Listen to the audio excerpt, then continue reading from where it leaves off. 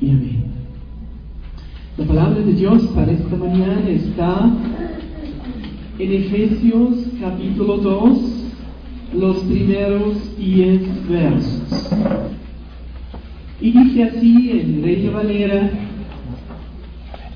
y Él os dio vida a vosotros cuando estabais muertos en vuestros delitos y pecados, en los cuales anduvisteis en otro tiempo, siguiendo la corriente de este mundo, conforme al príncipe de la potestad del aire, el espíritu que ahora opera aún en los hijos de desobediencia, entre los cuales también todos nosotros vivimos en otro tiempo, en los deseos de nuestra carne, haciendo la voluntad de la carne y de los pensamientos, y éramos por naturaleza hijos de ira, lo mismo que los demás.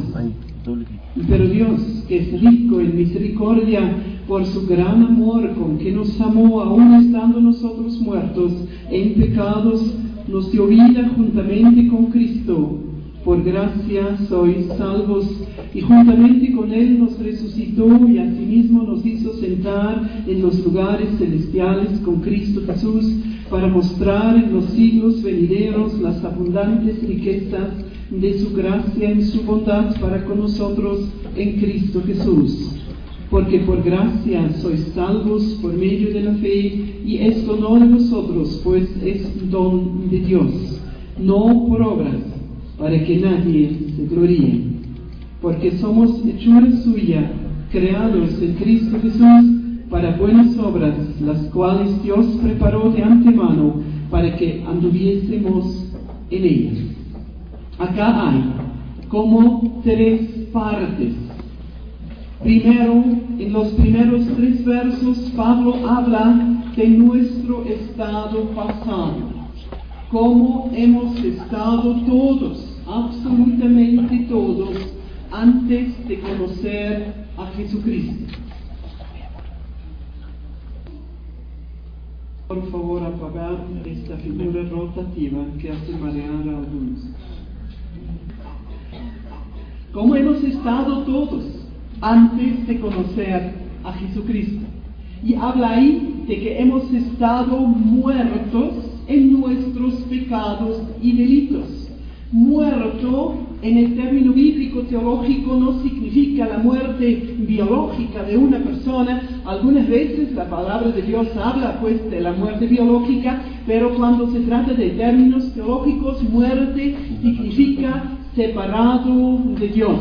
Alguien muerto en el sentido teológico está separado por Dios. Así que Pablo acá dice: por vuestros pecados, por vuestros delitos, todos ustedes, y luego se incluye también a él, todos nosotros, por nuestros pecados, hemos estado indefectiblemente separados de Dios. Y por eso, hijos de ira, aún habla de que hemos estado bajo la potestad de Satanás. No dice aquí literalmente la palabra Satanás, sino habla de los principados del aire, habla de formulaciones diferentes, pero sí habla de Satanás en estas formulaciones, y que eso ha sido lo usual en cada uno de nosotros, porque dice: hemos andado en esta vida. El término andar, ahí el término usado en el tiempo o en el idioma original, es un término que deja claro: eso era el estilo de vida antes.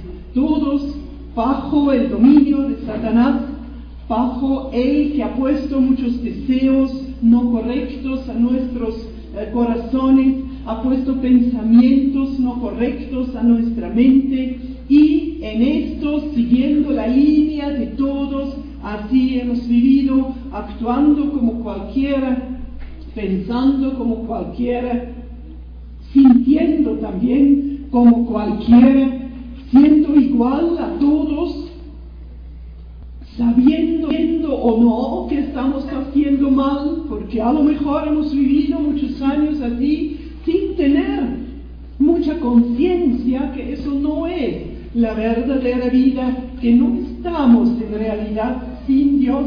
A lo mejor algo algunos, aún entre nosotros, aún en este tiempo han pensado, pero yo voy a la iglesia, yo voy a la misa, yo estoy orando, pero en el fondo era algo vacío y de repente se han dado cuenta, era en realidad vacío, no era lo que llenaba en realidad el corazón. Eso era la situación de nosotros, y Pablo concluye en el verso 3 y dice: y muchos aún siguen en esta vida, sabiendo o no, pero así, dominado por el mal, haciendo lo que cualquiera hace, separados en sí de Dios, de su respaldo, de su bendición, de la salvación, de todos los bienes que hay en Él. Y el que está separado de Dios y no tiene acceso a Dios, que a lo mejor intenta llegar a Él, pero que siempre se da cuenta: no llego, no se llena mi corazón, no hay cambio en realidad.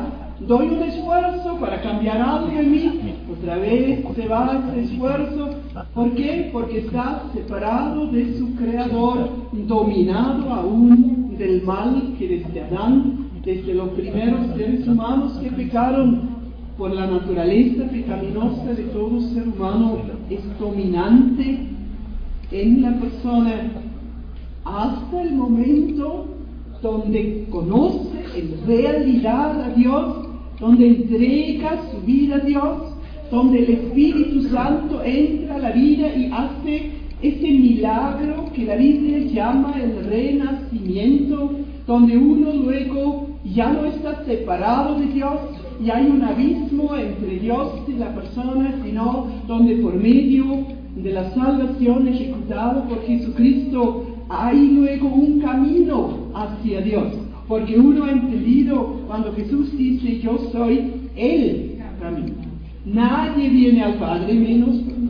O cuando luego en cartas posteriores se dice: no hay mediador alguno aparte de Jesús, Él es el único mediador entre Dios y el hombre. Cuando una persona reconoce eso, entrega su vida a Jesús, pide que Dios restaure la relación con Él, entonces empieza lo nuevo, lo estar en Cristo.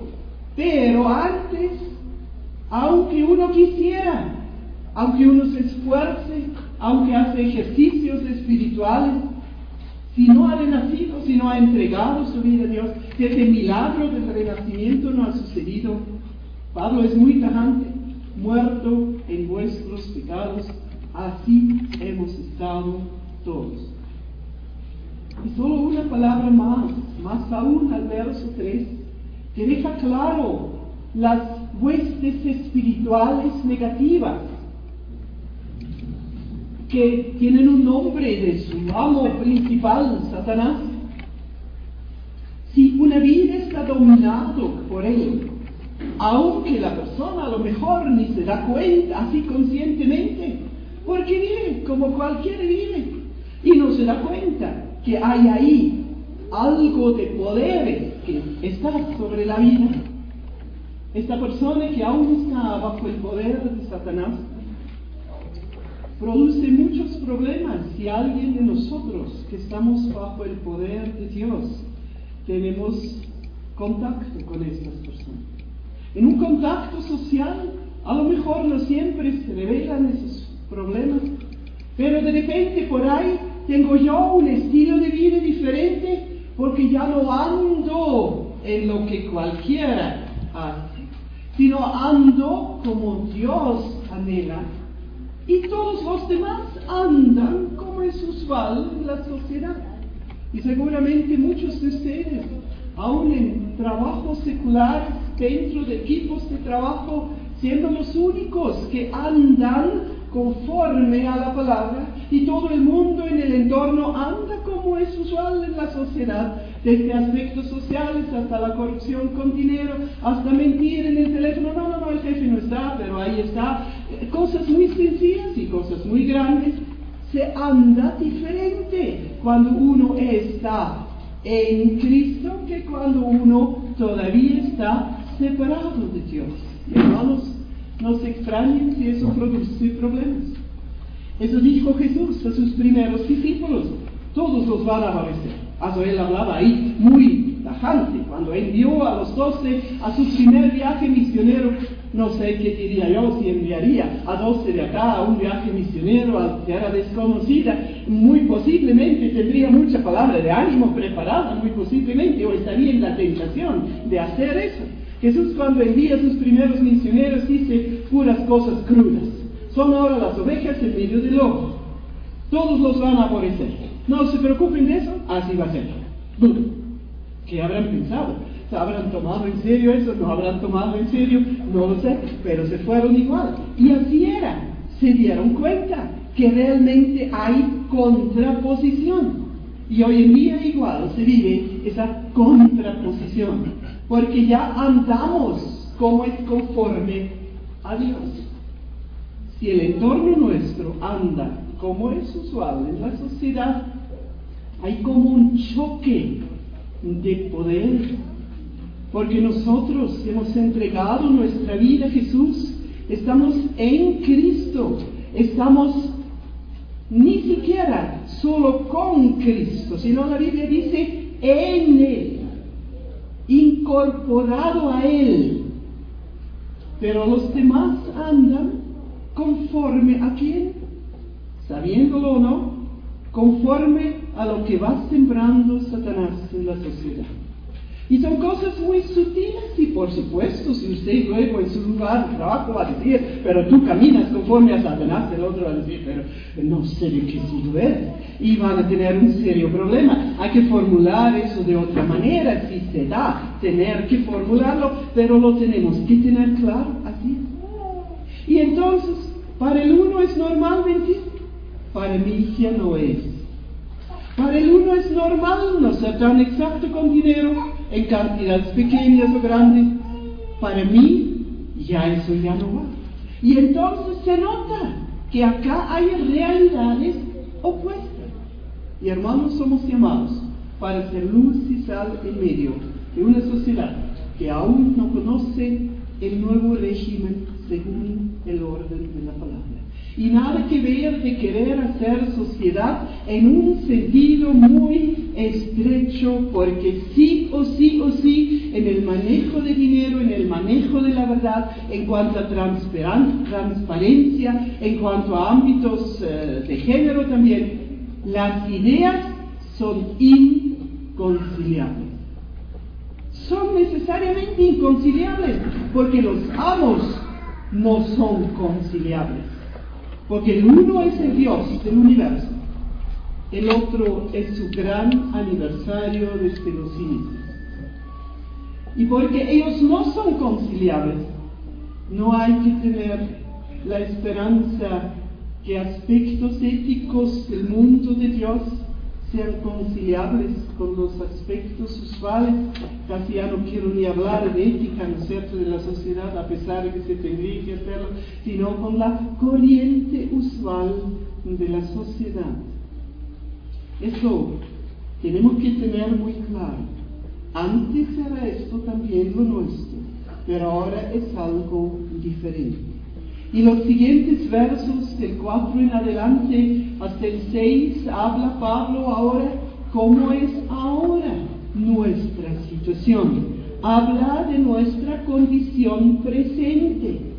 ¿Y qué dice el verso 4 al 6? Pero Dios, que es rico en misericordia, por su gran amor con que nos amó, aun estando nosotros muertos en pecado, nos dio vida juntamente con Cristo, y juntamente con Él nos resucitó, y asimismo nos hizo sentar en los lugares celestiales con Cristo Jesús. Vuelve a retomar eso. Hemos estado muertos, separados de Dios, pero ahora la gracia, la misericordia de Dios nos ha alcanzado y ya no estamos muertos. Pablo sigue en la línea de la figura que está usando, sino hemos sido resucitados, ha sucedido una nueva opción de vida en nosotros que no es la vida de antes en pecado, sino es manejado por el Espíritu Santo. El Espíritu Santo ha hecho este milagro del renacimiento en nuestro corazón y ahora somos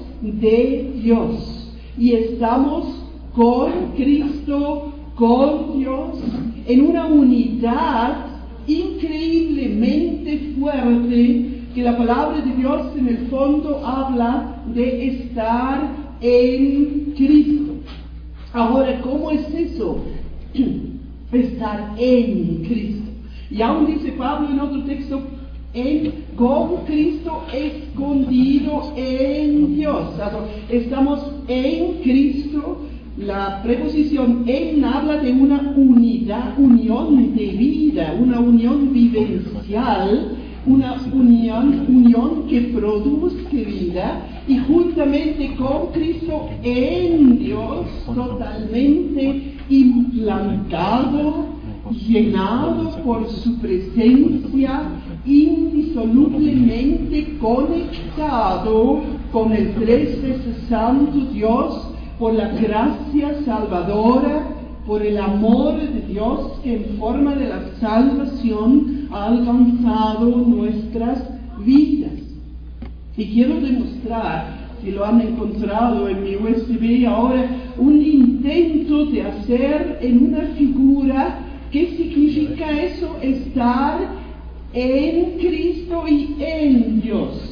Y el color celeste o azul que va a aparecer es el Padre, y es en sí sacado de una oración de Jesús, donde Jesús dice, y pueden seguir, yo en ti. Y debe aparecer ahora, Cristo es verde en la figura. Entonces Jesús ora ahí, yo en ti, Padre. Y luego empieza a hablar de nosotros, y dice, y ellos en nosotros. Los rojos somos cada uno de nosotros. O nosotros en Cristo, en Dios. Y en la oración, la oración en Juan capítulo 17, pero eso no importa ahora dónde, sigue luego Jesús diciendo, y tu Padre en ellos. Así que lo que ahora va a aparecer es Jesús en Dios, nosotros en Jesús y en Dios, pero además Dios en nosotros. Esa es la increíble situación de cada uno que ha entregado su vida a Jesucristo, que no solamente está con su persona en Dios, sino que Dios mismo vive por medio del Espíritu Santo en cada uno de nosotros. Y la última figura es que Jesús ahí en esta oración aún dice, y yo en ti nuevamente. Y con eso se llena o se cierra el círculo, porque la oración de Jesús o la expresión de Jesús empieza, yo Jesús en ti Padre. Ellos, todos nosotros, en nosotros. Y tu Padre en cada uno de ellos. Y yo, como que estoy en ti, también en cada uno de ellos. De tal manera, hermanos, ¿qué color somos nosotros? El rojo. ¿Qué razón habrá para temer algo? ¿Hay razón para temer algo? ¿Entendiendo eso? No. ¿Hay razón para esconderse delante del mundo que no conoce esa realidad? ¿Hay razón para decir, si hablan los que están en mi entorno, en mi trabajo, en la corriente de la sociedad normal, me tengo que esconder mejor porque soy del siglo pasado? ¿Hay razón para esa actitud?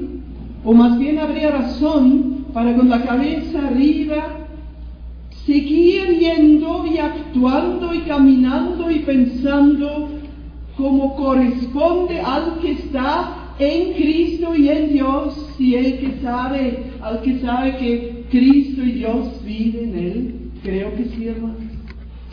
Así que estos rojos acá, que somos, ahora en la figura esa, si mañana caminamos hoy en la tarde, debería de tomar conciencia cada uno, y esa figura puede quedar ahora hasta el final, ¿dónde estoy? ¿Quién soy? ¿Cómo estoy? Por un lado protegido, si es más el tema de la vida de alguien de ustedes de tener temores de vida, puede empezar a desechar estos temores concientizando que usted está con Dios y Cristo dentro de sí, en Cristo y en Dios totalmente protegido. Y los demás aún piensan, pero ¿cómo será? ¿Realmente vive Dios en mí? ¿Realmente está la potencia de Él en mí?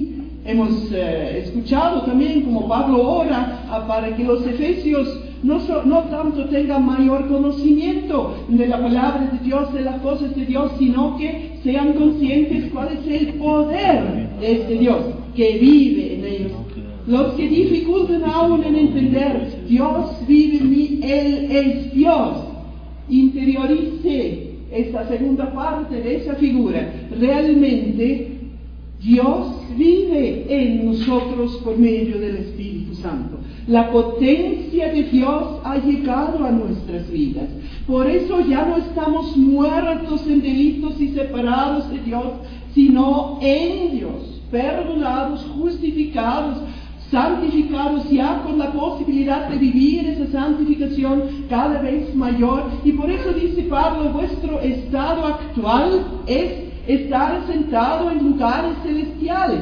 En el verso 6 hemos leído eso nuevamente, lo que en el primer mensaje, muy al inicio, en Efesios 1:3, Pablo también dice la misma formulación: estamos sentados en lugares celestiales porque estamos envueltos en Dios y portamos la presencia de Dios en nosotros.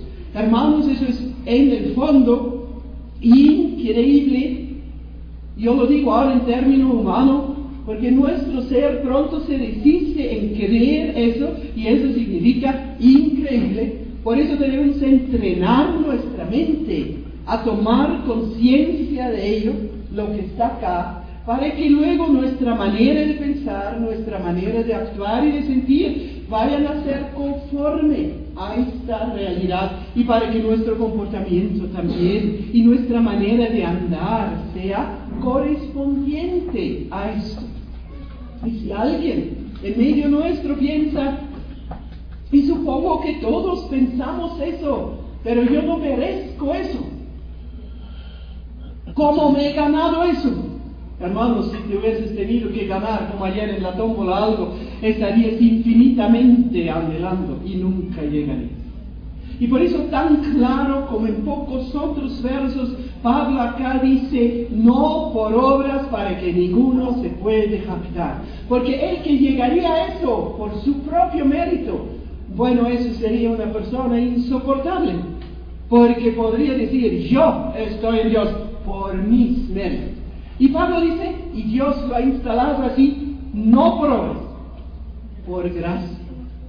Gracia es el regalo de la misericordia, de la bondad y de la benignidad de Dios que ha caído sobre nuestras vidas, y como Él muy bien dice, aún estando muertos en pecado, Dios nos ha buscado y esa gracia nos ha alcanzado y nos ha resucitado. Y porque Él nos ha buscado, por eso llegó el día donde cada uno de nosotros empezábamos a entender que lo que antes vivíamos no era lo que Dios anhelaba, aunque a lo mejor nos esforzábamos y no llevábamos una vida muy lejos de la ética cristiana que muy bien podría lograr una persona, aunque haya vivido usted más o menos dentro de algunos marcos cuerdos y no muy lejos, pero igual usted se dio cuenta, eso no es lo que necesito.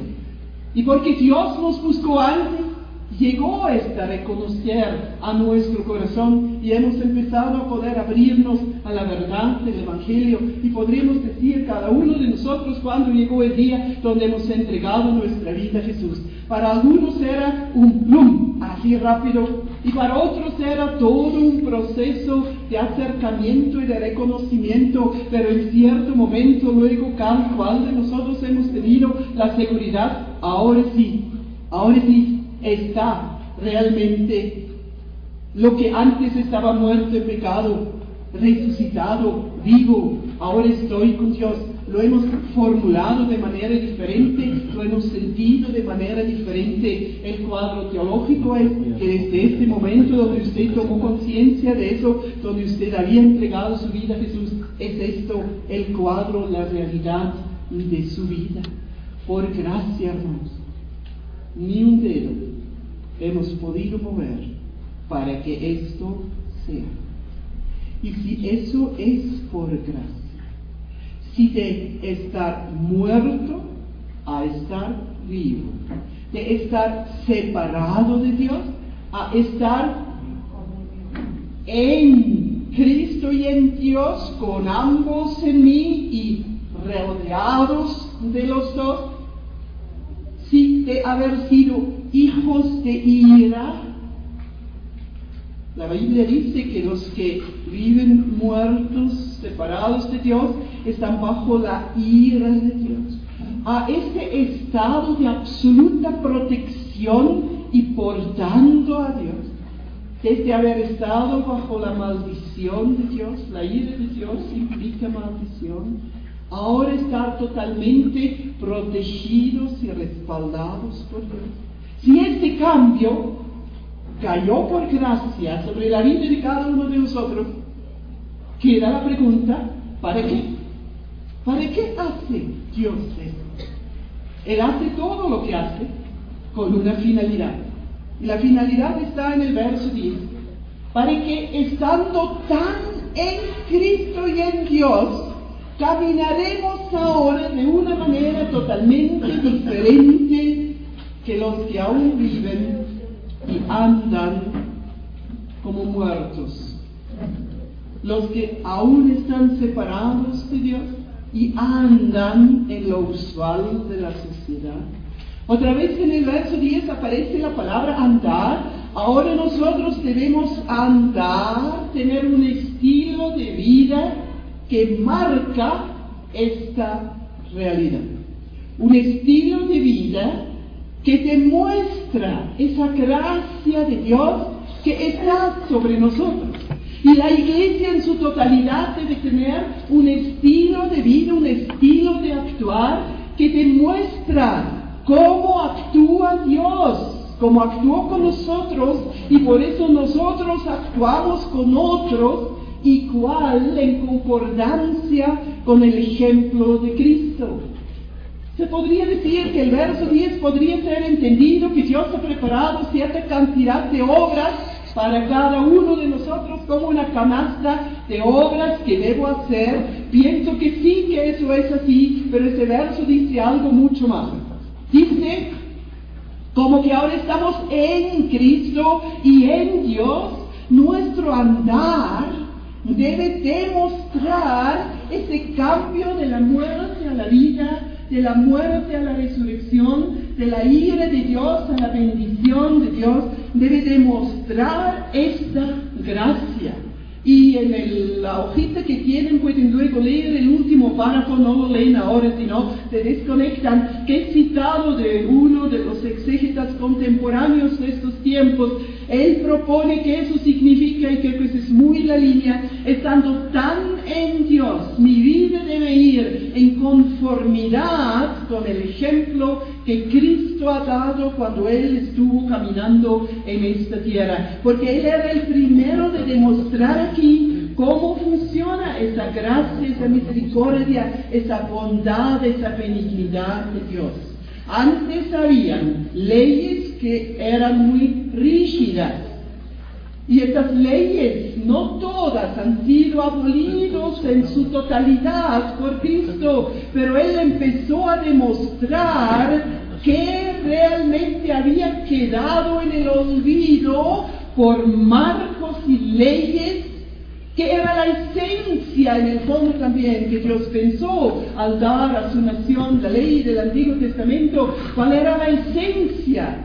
Que no era era lo que en el tiempo de Jesús había quedado como vivencia, sino Él demostró cómo debe ser la vivencia real cuando uno refleja que es Dios. Nosotros no somos Dios, Él era Dios, Él lo tuvo que reflejar aún mucho más contundentemente por ser Dios, pero en su humanidad ha demostrado cómo actúa Dios. Él ha actuado con los necesitados, con los marginados, con los que no tenían opción, demostrando que todos tienen la misma gracia sobre sus vidas, que para todos está abierto el reino de Dios. Él ha demostrado que no es solo para una nación, sino que es para todos, y que es en forma especial para los que humanamente no han tenido oportunidad. Y Él ha demostrado también cuál debe ser la única actitud, la única motivación de Él y actitud de Él debe ser hoy la única motivación de los que, como los rojos acá, en ese privilegio de portar la presencia de Dios y de ser rodeado por la presencia divina, como ellos deben actuar. Era la actitud de servicio, la actitud de humildad, la actitud de entrega al otro. Eso era la única motivación. Por esta actitud vino a la tierra, por esta actitud dejó el ser Dios, por esta actitud vino a servir, a demostrar cómo es la gracia de Dios, cómo es la bondad de Dios. Por esta actitud se fue hasta la cruz. Y por eso tiene hoy el nombre sobre todo nombre, por ser consecuente en demostrar la única actitud es servir, es humildad, es entrega a la voluntad del Padre a favor de esta humanidad que está perdida en pecados y en delitos. Y así deben caminar estos rojos en esta actitud de humildad, de entrega, en esta actitud que niega todo orgullo, en esta actitud que solo tiene al otro en el amor incondicional de Dios, en el centro de su aspiración. Y el verso 10 dice que debemos caminar en buenas obras. Y ahora buenas obras es un término muy hablado en una sociedad impregnada por la teología católica. Buenas obras en la palabra de Dios no tienen nada que ver con lo que usualmente se ve en la teología católica en este sector bastante equivocada. No son obras de caridad que me acercan cada vez como un peldaño más a la presencia de Dios, porque ya hemos entendido, portamos su presencia y estamos rodeados de la presencia de Dios. ¿Recuerdan que alguna vez alguien dijo a Jesús, buen maestro, ¿qué debo de hacer para? Y Jesús dijo, ¿por qué me titulas bueno? Solo Dios es bueno. Con otra palabra, buenas obras son obras que el Espíritu Santo impulsa en nosotros. Son obras que concuerdan con el carácter de Dios. Son obras que concuerdan, que son conforme a como Jesús obraba. Y ahora no solo en el campo de la misericordia y de ver al necesitado y al marginado, sino en todo sentido, buenas obras son las que vienen de este corazón de servicio lleno de amor y de gratitud por ser uno de los privilegiados rojos acá en esta figura. Buenas obras no tienen nada que ver con querer ganarse algo. Buenas obras no tienen nada que ver con querer estar en el centro de la atención después. Buenas obras únicamente vienen de ese corazón humilde, lleno de benignidad, de bondad, de amor, que son fruto del Espíritu Santo en el corazón, obrado por el mismo Espíritu Santo dentro de la persona que da lugar a esta obra del Espíritu Santo. En 1 Corintios 13 se puede leer en los primeros versos que Pablo deja claro una serie de obras y capacidades y conocimientos que ahí se menciona, que y tajantemente dicen no sirven para nada, sirven a otros, pero no sirven para nada para la persona, si no están motivados por el amor incondicional, que es el amor que Jesús ha demostrado en su estilo de vida. De tal manera que ahí se dice, y si uno vendería todos sus bienes y daría todo lo que gana por esa venta a los pobres, no sería por nada de beneficio para esta persona, como para dejar claro, no le daría ningún mérito ante Dios. Podría ayudar al pobre que recibe ese dinero, eso sí, pero a la persona que lo da, no le serviría para nada, menos si lo hace en la actitud como Jesús ha demostrado que era su vida, en amor, en servicio, en bondad a los otros, sin esperar nada a cambio. Y se habla ahí también de capacidades intelectuales, todos los idiomas, hasta los angelicales, cuáles serán, ni se sabe. Si uno sabría todo eso, tendría todo el conocimiento que podría leer. Se habla también de bienes intelectuales, pero no lo maneja en esa misma actitud como Jesús ha manejado sus capacidades, que eran las infinitas capacidades del Dios hombre. No sirve para nada, mejor que se lo encuentre. Muy tajante estos versos. Estamos llamados para ser buenas obras. ¿Por qué? Porque a nosotros nos ha caído tanta bondad de Dios que deberíamos empezar a servir a la humanidad dentro y fuera de la iglesia en esa actitud única de humildad, de bondad, de benignidad, de amor, que es producto de la obra del Espíritu Santo. Me alegro de mucho esfuerzo ayer, que ha venido de corazones dispuestos a servir a la iglesia. Seguimos en eso, hermanos. Completemos esto.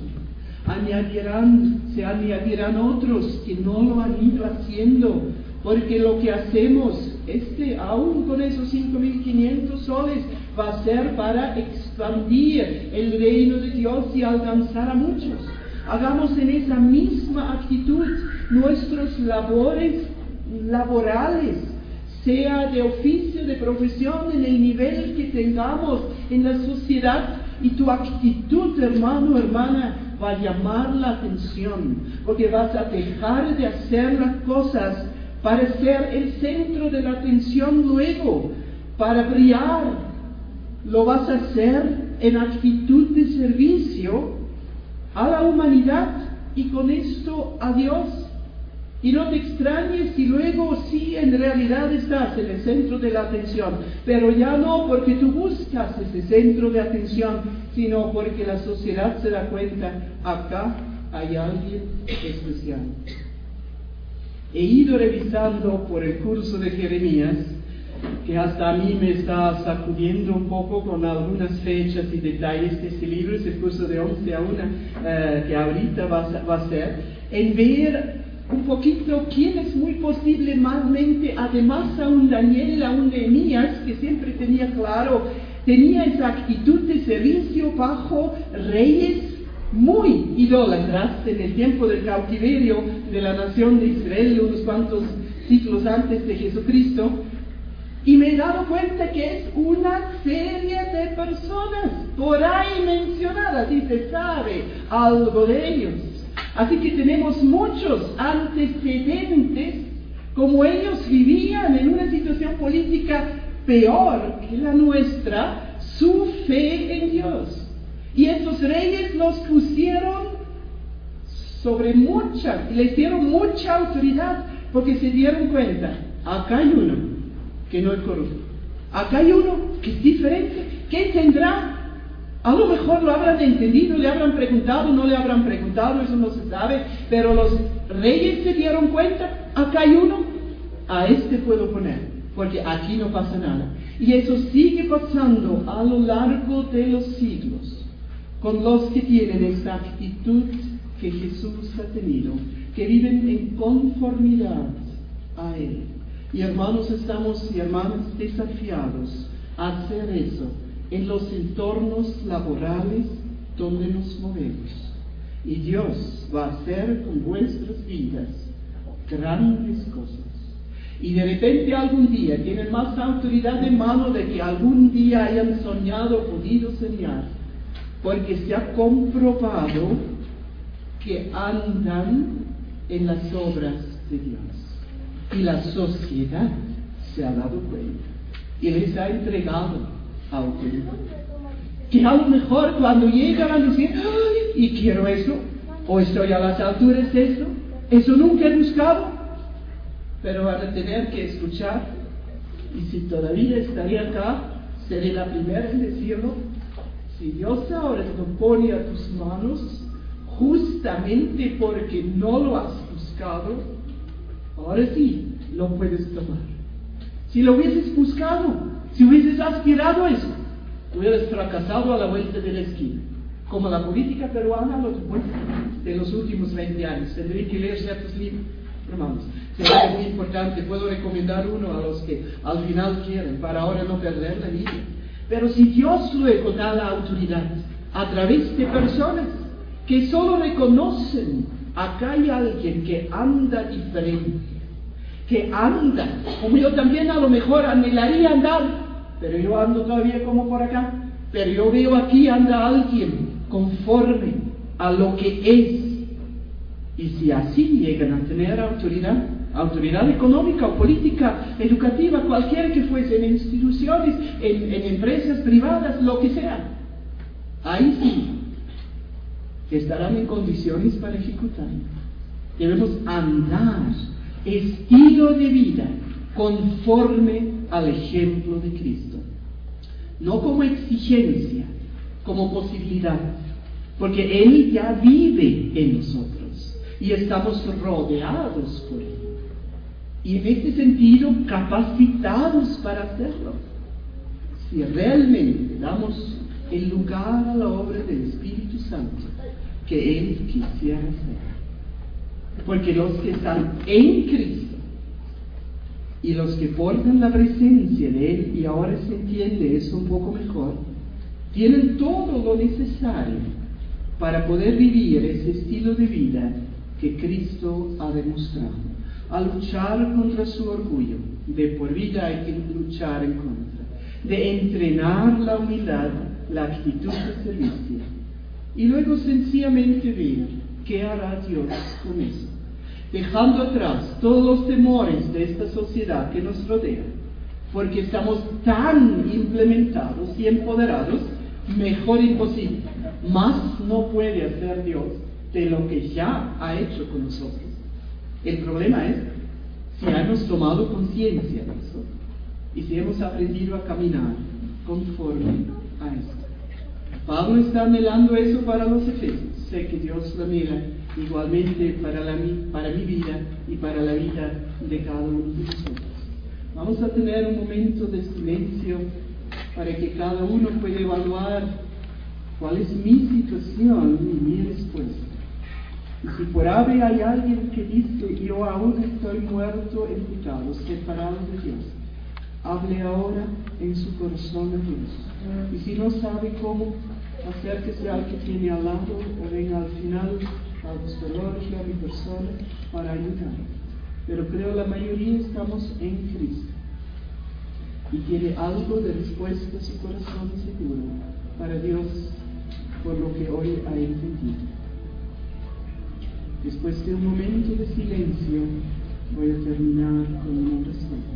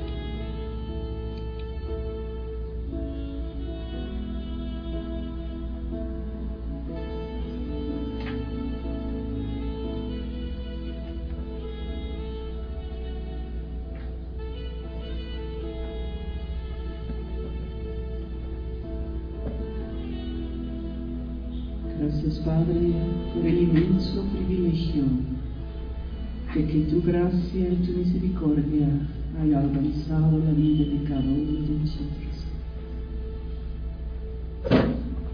Tus ojos estaban fijados en nosotros antes de nuestra existencia, y por eso somos tuyos hoy, y pertenecemos a este grupo tan privilegiado de los que están en Cristo y en ti, portando tu presencia y rodeado de tu presencia.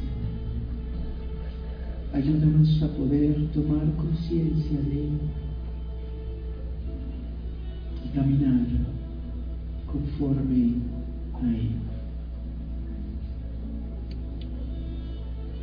Le pido de forma muy especial para cada uno de mis hermanos que en sus profesiones, rodeado de personas que aún andan conforme al principio de Satanás, pueden ser conscientes que están empoderados ya para caminar conforme a Dios, y que no tienen que dudar la confrontación, porque tú eres Dios, el Dios del universo, que vive en nosotros y que va con nosotros. En forma especial para los muy capaces en medio nuestro, intelectualmente muy capaces, que tienen una mayor responsabilidad de administrar esa capacidad en esta actitud de humildad y de servicio. Ayúdanos a entender cuán peligroso es el orgullo y a disponerse en esta lucha de ser humildes, de servir. Y sé que lo lograrán, porque también para eso ya han llegado a ser empoderados. Solo demanda la disposición. Gracias. Tú nos ayudas a guardar tu palabra y a meditarla para que pueda brotar fruto 30, 60 y 100 veces de ella. Y gracias una vez más por ese tremendo privilegio de estar en Cristo y en ti, Padre, portando tu presencia y rodeado por tu presencia. Nuestra gratitud de palabras no alcanza para expresar cuánto te agradecemos y cuánto te amamos y cuánto te queremos servir. Gracias. Lo estás haciendo realidad en cada uno de nosotros. Te alabo y te bendigo por ello. El amor del Padre y esta gracia salvadora de Jesucristo y la comunión del Espíritu Santo está y sigue y se queda con cada uno de nosotros. Amén.